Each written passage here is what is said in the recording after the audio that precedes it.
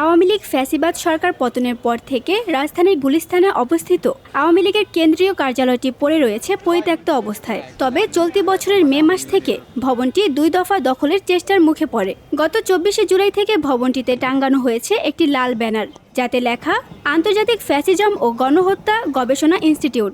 এখানে দেখতে পাচ্ছি আন্তর্জাতিক ফ্যাসিজম ও গণহত্যা গবেষণা ইনস্টিটিউট।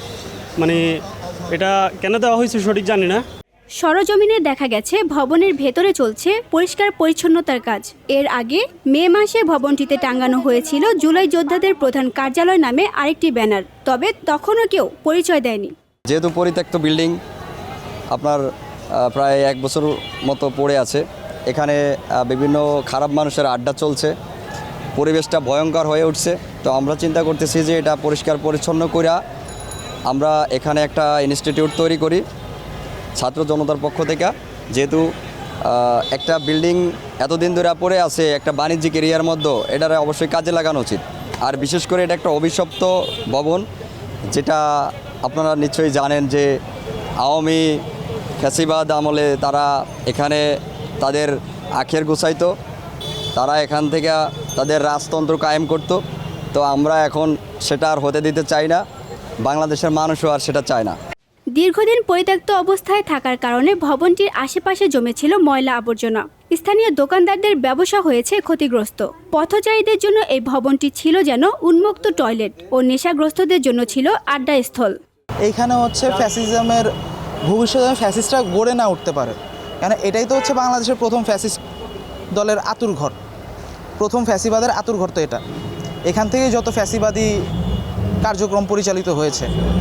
কিন্তু আমরা যেইখান থেকে হচ্ছে বলে না যে যেই দুর্গটা একসময় ফ্যাসিজমের ঘাঁটি হিসেবে কাজ করত, আমরা সেই দুর্গটাকেই ব্যবহার করব ফ্যাসিজম যেন ভবিষ্যতে না আসে। কারণ ফ্যাসিজম বিভিন্ন দলের মাধ্যমে ফিরে আসতে পারে। আজকে হয়তো অন্যান্য যত রাজনৈতিক দল আছে তারা যে ভবিষ্যতে ফ্যাসিস্ট হয়ে উঠবে না, সেটার কোনো গ্যারান্টি নাই।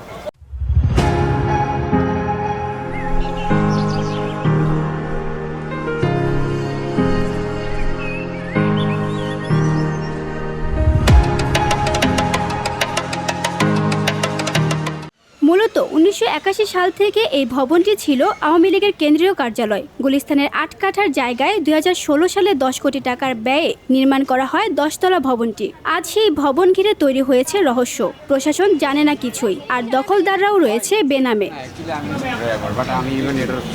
গত 15 বছর যেখান থেকে ফ্যাসিবাদ পরিচালিত হতো, সময়ের ব্যবধানে আওয়ামী লীগের সেই কার্যালয়টি এখন বেহাত হতে যাচ্ছে। গেল বছর 5ই আগস্ট আওয়ামী লীগের প্রধানমন্ত্রী শেখ হাসিনা গণঅভ্যুত্থানের মুখে দেশ থেকে পালিয়ে যাওয়ার 1 বছর পর পরিত্যক্তভাবে পড়ে থাকা আওয়ামী লীগের 10 তলা ভবনটি এখন ধীরে ধীরে নতুন করে ব্যবহারের জন্য প্রস্তুত করা হচ্ছে। তৈরি করা হচ্ছে জুলাই যোদ্ধাদের জন্য আন্তর্জাতিক ফ্যাসিজম ও গণহত্যা গবেষণা ইনস্টিটিউট। রাজধানীর গুলিস্তান থেকে তানজু হাবিবা, ভিওডি বাংলা, ঢাকা।